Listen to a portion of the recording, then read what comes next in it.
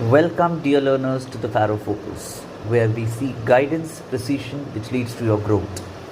और हमारी इस नीट बायोलॉजी लेक्चर सीरीज़ में मैं आपका बायोलॉजी एजुकेटर और हम पढ़ रहे थे चैप्टर ह्यूमन रिप्रोडक्शन। इस चैप्टर में अब तक की हमारी लर्निंग्स ये रही कि हमने जान लिया था what was reproduction, what was it's need, its types, then we moved forward why sexual reproduction is considered more advanced in terms of evolution, features of human reproduction, and then we learned about events observed in human reproduction which included pre-fertilization, fertilization and post-fertilization events. और very lastly हम ये जान रहे थे reproductive system अगर humans में देखें तो उसमें दो तरीके के ऑर्गन्स थे, प्राइमरी और accessory sex organs. Primary gamete formation और सेक्स हार्मोन प्रोडक्शन में इंपॉर्टेंट रोल प्ले करते थे, वहीं accessory secondary sex organs provide करते थे कि environment for fertilization, gamete storage, nourishment, transportation और ये सेक्सुअल इंटरकोर्स या कोइटस या कॉपुलेशन के एक्ट में एक इंपॉर्टेंट रोल प्ले कर रहे थे। When we talked the same about male reproductive system in humans, we divided the organs into primary and accessory और secondary sex organs. Primary sex organs के अंदर pair of testes हमने देखी जो कि involved थी formation of sperms or secretion of androgens के लिए. Androgens is a large group which includes an important male hormone testosterone. Then accessory sex organs में ducts, glands और external genitalia के बारे में हमने देखा। डक्स में कुछ डक्स टेस्टिस के अंदर रन करती है, इंट्रा टेस्टिकुलर डक्स कुछ बाहर रन करती है, एक्स्ट्रा टेस्टिकुलर डक्स।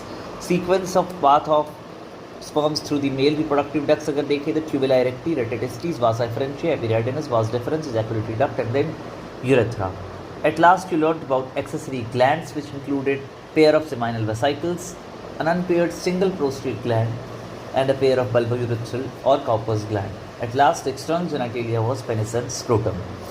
अब हमारा फोकस था आगे टेस्टिस को समझने के लिए। हमने जाना टेस्टिस ओवल शेप थी, 4 से 5 सेंटीमीटर लंबी, 2 से 3 सेंटीमीटर विड्थ में, पिंकिश स्लाइटली कलर की होती है ये। और इंसान की टेस्टी, ह्यूमन बीइंग की टेस्टिस की अगर बात करें तो it is located outside the abdomen, that is extra abdominal in a pouch like structure called as scrotum. और हम ये कहते हैं कि स्क्रोटम में क्यों हैं तो 2 से 2.5 डिग्री टेम्परेचर कम चाहिए होता है नॉर्मल बॉडी के मुकाबले स्पर्म प्रोडक्शन के लिए। सो इफ़ आई से नॉर्मल बॉडी 37 तो स्पर्म फॉर्मेशन के लिए 35-35.5 डिग्री सेल्सियस टेम्परेचर की ज़रूरत पड़ती है। हालांकि सभी मैमल्स में टेस्टिस एक्स्ट्रा एब्डोमिनल नहीं होती, जैसे एलिफेंट्स हो गए, cetaceans which include your aquatic mammals like whale, seals, dolphins, इसके अलावा egg laying mammals, prototherians, they do have intra abdominal testis क्योंकि उनकी बॉडी का टेम्परेचर ऑलरेडी रिलेटिवली लोअर होता है to around 35-35.5 degree Celsius. That's why their testis are intra abdominal.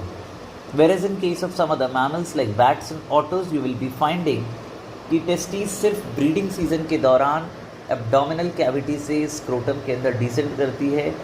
For the rest of the season the testis remain intra abdominal only. So ये हमने basic चीज़ें जान ली थी टेस्टिस की location को लेकर। अभी आज के लेक्चर में हम पहले अल्ट्रा स्ट्रक्चर ऑफ टेस्टिस पर फोकस करेंगे, फिर हम देखेंगे स्क्रोटम के अंदर टेस्टिस किस तरीके से पोजीशनड होती है। So let us talk about the ultra structure of testes. When you talk about the ultra structure of testes, तो सबसे पहले बात आती है टेस्टिस की वॉल्स की। किसकी बात आती है बच्चों? टेस्टिस के। तो जब टेस्टिस की वॉल्स या लेयर्स की बात करते हैं तो टोटल आप प्रोटेक्टिव कवरिंग्स देखोगे तो 3 लेयर्स आपको टेस्टिस की वॉल में देखने को मिलती है। सबसे बाहर की तरफ टेस्टिस की एंटीरियर सरफेस को पार्शली कवर करता है एक सीरस सैक जिसे हम बोलते हैं tunica albuginea. Let me draw the structure for you people so that you will be able to understand the things quite more beautifully. So just focus on the structure at first and then we will go into the intricate details. ध्यान से देखते चलेंगे सभी लोग। I am making the structure somehow first. Few things I will be making just in hand so that things become easier for us to understand. Okay अभी आप बच्चों देखो टेस्टिस के बाहर की तरफ अगर आप देखते हो तो एक सीरस लेयर कवर करती हुई दिखाई देगी। ये ब्लू कलर की मैं ये सीरस लेयर बनाने की कोशिश कर रहा हूँ। This is referred to as what? This is referred to as tunica vaginalis.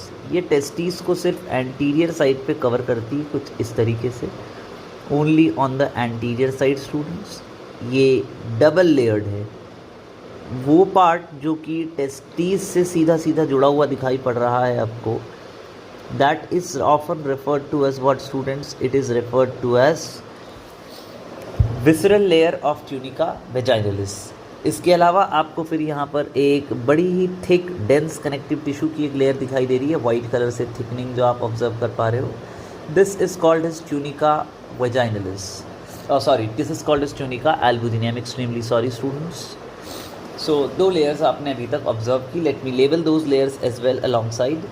सो आपको देखने को मिलती है ट्यूनिका वेजाइनलिस, उसकी 2 लेयर है। This is the parietal layer, double walled थी, डबल लेयर्ड थी, इसीलिए हम इसको डबल लेयर्ड शो कर देते। This is the parietal layer and this is the visceral layer. ये दोनों लेयर मिलकर बनाती है क्या? Tunica vaginalis. These two together will be forming tunica vaginalis. Then you see what, अंदर की तरफ आपको मिडिल लेयर एक देखने को मिलती है, डेंस कनेक्टिव टिश्यू की बनी हुई लेयर होती है, कोलाजनस लेयर जिसे आप बोलते हो। This is tunica albuginea. ये ट्यूनिका एल्बुजिनिया के बारे में एक और बात बच्चों जाननी चाहिए कि ये ट्यूनिका एल्बुजिनिया टेस्टिस के अंदर सेप्टा प्रोड्यूस करती है। इससे कई सारे सेप्टा निकलते हैं, सेप्टा मीन सेपरेटर्स, ठीक। तो यहाँ पर सेपरेटिंग वॉल्स निकलती हुई दिखाई देगी इस ट्यूनिका एल्बुजिनिया से, और वो टेस्टिस को इंटरनली डिवाइड कर देती है इनटू अराउंड 250 टेस्टिकुलर लॉब्यूल्स। हर एक टेस्टिस के अंदर आपको इस तरीके के 250 छोटे छोटे कंपार्टमेंट्स लगभग दिख जाएंगे। These are called as testicular lobules. कुछ इस तरीके से मैं इन कंपार्टमेंट्स को बनाने की कोशिश कर रहा हूँ, just try to observe them carefully. So these are septa which are emerging out of what? Tunica albuginea. So we can label them as well if you want कि ये क्या है? These are septa emerging from Tunica albuginea. उसने testis को divide कर दिया into around 250 testicular lobules. तो आपने क्या देखा?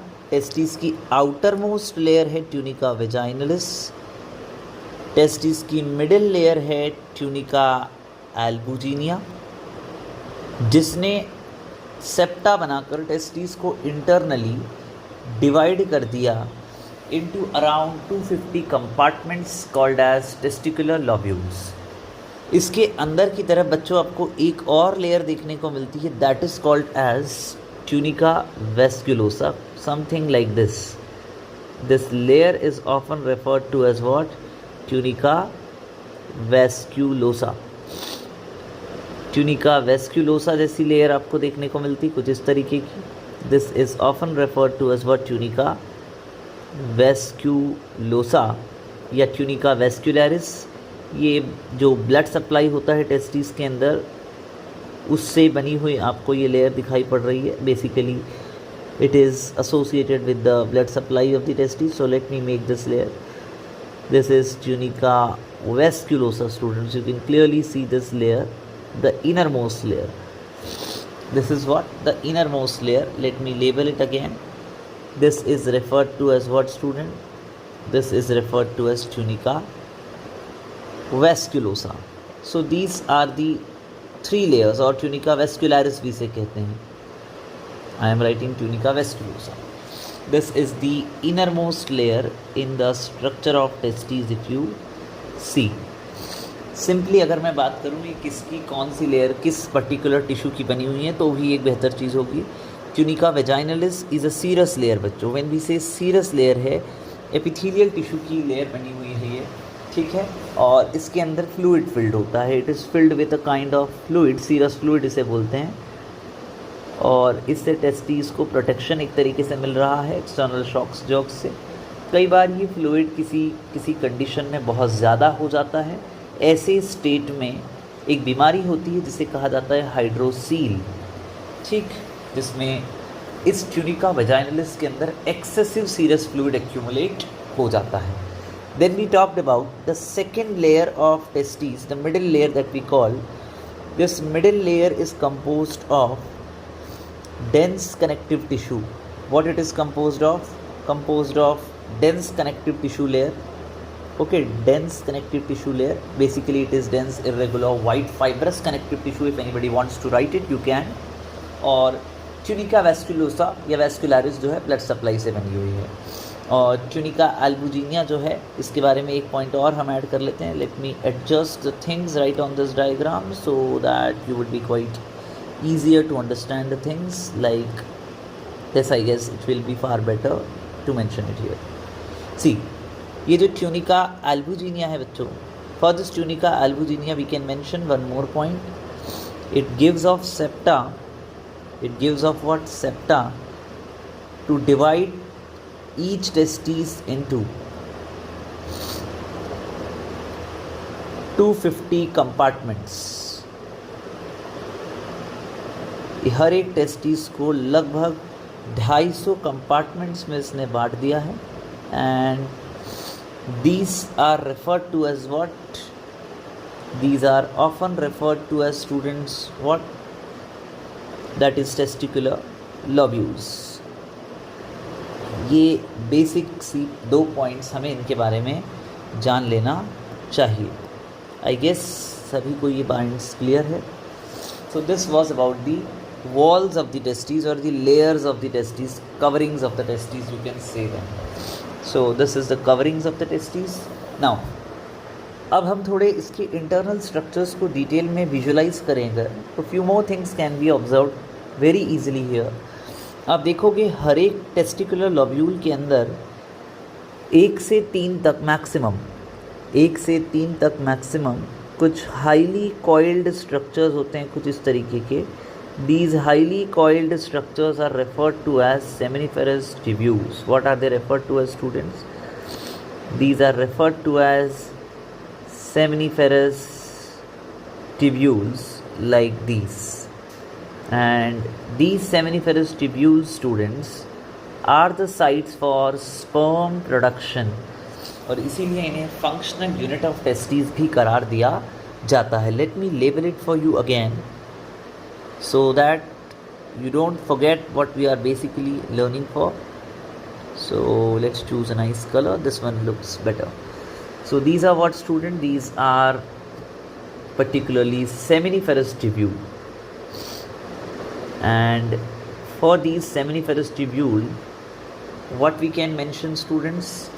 These seminiferous tubule are the functional unit of testis, and 1 to 3 per testicular lobule. You can observe that in each testicular lobule either there will be 1, 2 or 3 seminiferous tubule, and these are considered as what? Functional unit of testes. Why they are functional unit of testes? Because they are involved in sperm production, associated with sperm production. We can simply write it like this: they are associated with sperm production. Okay, so these were some basic pointers that we need to know. Now let us talk about few more things. अब देखेंगे हम testis के अंदर जो duct system होता है वो duct system कैसा दिखाई पड़ता है. तो ध्यान से देखिए, हर एक सेमिनिफेरस ट्यूब्यूल से आप नोटिस कर पाएंगे कुछ स्ट्रेट डक्ट्स निकलती, स्ट्रेट ट्यूब्यूल्स निकलती. These are called as tubuli recti. क्या कहते हैं इन्हें? Tubuli recti. देखिए कुछ इस तरीके की ये स्ट्रेट ट्यूब्यूल्स है. These are referred to as tubuli recti. और ये ट्यूबुली रेक्टाई स्टूडेंट्स ओपन होती है into a network of duct. ये किसमें ओपन होती है? Into a network of duct. और इस नेटवर्क ऑफ डक्ट को कहा जाता है रेटे टेस्टिस. क्या कहा जाता है इस नेटवर्क ऑफ डक्ट को student? This network of duct is often referred to as rete testis. तो ये इस तरीके का एक डक्ट्स का पूरा नेटवर्क आपको जाल देखने को मिलता है. That is referred to as what? Rete testis. And from these rete testis आप नोटिस करोगे बाहर की तरफ टेस्टिस से निकलने लगेगी कुछ डक्ट्स जिन्हें कहा जाता है वासा एफरेंशिया. लगभग आप नोटिस करोगे 10 से 12 या 10 से 15 तक इस तरीके की डक्ट्स आपको इमर्ज होती हुई दिखाई देगी यहाँ से. These are referred to as vasa efferentia. ये रही वासा एफरेंशिया. तो इस तरीके से 10 से 15 के आसपास ऐसी वासा एफरेंशिया इमर्ज करती है. ये वासा एफरेंशिया ओपन करती है बहुत ही कॉइल्ड एक स्ट्रक्चर के अंदर that structure is referred to as epididymis. और ये एपिडाइडमिस मौजूद होता है टेस्टिस के पोस्टीरियर सरफेस पर। कहाँ होता है बच्चों ये टेस्टिस के? This is located on the posterior border of the testes like this. It is basically present. It is highly coiled structure, very much coiled structure. This is here, let me show you. This is what is known as what? Epididymis. और अगर हम इसकी coiling को open up कर दें तो ये 4 से 6 मीटर तक लंबा हो सकता है, बट हालांकि इन द कॉइल्ड स्टेज ये बहुत ज़्यादा लंबा आपको नहीं देखने को मिलता है। 2 से 3 या कई बार 3 से 4 सेंटीमीटर लंबा बस ये होगा, otherwise it is just too long if uncoiled. So ये वो स्ट्रक्चर है जिसके अंदर ट्यूबिली वासा एफरेंशिया, जिन्हें डिफरेंट डक्ट्यूल्स भी कहते हैं, वो ओपन अप होती है। अल्टीमेटली ये एपिडाइडमिस जो है बच्चों, ये कंटिन्यू करता है into, it continues back into vas deferens, जो कि हम यहाँ पर इस तरीके से शो कर देते हैं। Late me show, this is, late us से वास डिफरेंस, जो यहाँ से ऐसे कंटिन्यू करके चला जाता है। This is how the structure of testis looks like. Late me label the duct system that you can observe here very clearly. You should see all the duct system. Like if I label it like this, I guess this color is not visible, so should I take the yellow color, bright yellow or bright green? Green looks far better to be used. This is one particular duct that you refer to as what? Tubuli recti. Tubuli recti से फिर continue करती हुई आपको दिखाई देती है tubuli recti open होती basically into a network of duct called as rete testis. This is a network of duct students. और फिर ये रेटे टेस्टिस ओपन करती है बाहर की तरफ into epididymis via vasa efferentia, और हम इसे क्या बोल देते हैं? We call it as efferent ductules. We call it as what? Efferent ductules. और ये वासा एफरेंशिया ओपन होती है इनटू एपिडाइडमिस। किस में ओपन होती है बच्चों? ये into epididymis. So let us write few pointers as well for each of them. Rete testis is what? Rete testis is a network of duct, they are the straight tubules. They are what? Straight tubules. Then you see rete testis, which is what? A network of ducts. And then you see vasa efferentia और efferent ductules, 10 to 15 के आसपास इनका number होता है। Open होती है ये into, opens outside the testes into epididymis. Epididymis में ये ओपन होती हुई आपको दिखाई देगी। एपिडाइडमिस जो है अगेन हाईली कॉइल्ड एक स्ट्रक्चर है, और आप नोटिस करोगे एपिडाइडमिस के 3 पार्ट्स हैं। कितने पार्ट्स देखने को मिलते हैं एपिडाइडमिस के? 3 पार्ट्स आपको एपिडाइडमिस के बारे में देखने को मिलेंगे। Let me show what are those 3 parts. Just observe them carefully. एक पोर्शन तो ये रहा, let me use a thicker portion, let us say this is a. एक पोर्शन ये है बीच का बी, और एक तीसरा पोर्शन आपको देखने को मिल रहा है ये, that is called as C. So 3 regions आपको एपिडाइडमिस के अंदर देखने को मिल जाती है। A is called as head और caput, B is called as body और corpus, and C is called as tail or coda. So 3 parts of epididymis you do see. So ये पूरा बेसिक स्ट्रक्चर था टेस्टिस का। और आप देखोगे ये एपिडाइडमिस जो है ultimately, epididymis will open ultimately into what? They open ultimately into vas deferens और वासा डेफरेंशिया. So this was the ultra structure of testes that you all must understand. What was this? The ultra structure of testes.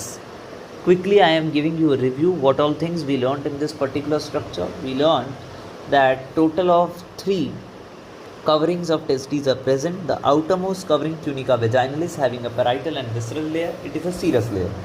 The second layer was tunica albuginea, the middle layer, which gives off septa, dividing each testes into around 250 compartments called as testicular lobules. And later, you read the third layer was present. The third layer was often referred to as what? Tunica vasculosa, और you can call it as tunica vascularis. ये inner most layer है. Blood supply जो होता है testis में वो इसी से बना होता है. देन यू फाइंड कि हर एक टेस्टिकुलर लॉब्यूल्स में 1 से 3 आपको देखने को मिल जाती है क्या? Seminiferous tubule. ये सेमिनिफेरस ट्यूब्यूल टेस्टिस की फंक्शनल यूनिट होती है क्योंकि यही स्पर्म प्रोडक्शन में इन्वॉल्व होती है. Later you see from these seminiferous tubules emerges straight tubules or straight ducts called as tubuli recti. They open into a network of ducts called as retrotestes, which ultimately opens outside into epididymis via 10 to 15 vasa efferentia या efferent ductules. और epididymis highly coiled structure है with 3 parts, head, body and tail. और ये open होता है into vas deferens. एपिडाइडिमिस के बारे में एक और पॉइंटर हम थोड़े से लिख लेते हैं. What are the functions of epididymis? Often you must remember it is very important structure. So let us talk about functions of epididymis specifically. So जब एपिडाइडिमिस की फंक्शंस की बात करी जाती है तो बच्चों एपिडाइडिमिस का प्राइमरी फंक्शन होता है एक स्टोरेज ऑफ स्पर्म्स. यहाँ पर स्पर्म्स का स्टोरेज होता है. और दूसरा sperms gain functional maturity in epididymis. Sperms gain functional maturity in epididymis. Epididymis में sperms जो है functional maturity gain करते हैं. This is very important. ख़ास तौर पे यहाँ होता क्या है? टेस्टिस के साथ sperms के साथ जो excessive fluids होते हैं उन fluids को जो है एब्जॉर्ब कर लिया जाता है और स्पर्म्स के अंदर थोड़ी सी मोटिलिटी यहाँ पर आना शुरू हो जाती है. ठीक. So this was the overall ultra structure of testis. In the very next lecture we will be learning how are testis positioned inside the scrotum और कैसे ये टेस्टिस जो है स्क्रोटम के अंदर इंट्रायूटेराइन लाइफ के दौरान मतलब फीटल लाइफ में कैसे टेस्टिस एब्डोमिनल कैविटी से स्क्रोटम में आते हैं. और हम देखेंगे कि कैसे स्क्रोटम में ये प्लेस्ड होते हैं, पोजीशनिंग कैसे होती है, किस तरीके से ये हैंग कर रहे होते हैं इनटू दैट पर्टिकुलर स्क्रोटम, कैसे उसकी वॉल्स अटैच्ड होते हैं. Even we will be focusing कि कैसे स्क्रोटम सीजनली टेस्टिस की पोजीशनिंग में चेंजेस भी लाता है और आई कैन से टेम्परेचर के अकॉर्डिंग चेंजेस इसकी पोजीशनिंग में लेकर के आता है with the help of certain muscles. तो स्क्रोटम एक थर्मो रेगुलेटर की तरह काम करता है to ensure that optimal temperature is present in testis for the production of sperms. All these things we will be learning in the very next lecture. For time being, thank you so much everyone. Keep watching, keep learning, and yes, you should study at home, practice more and more questions. Only then you will be able to excel in life. So with no drama, no entertainment, pure studies, keep learning and like, share and subscribe the Pharo Focus. Thank you once again.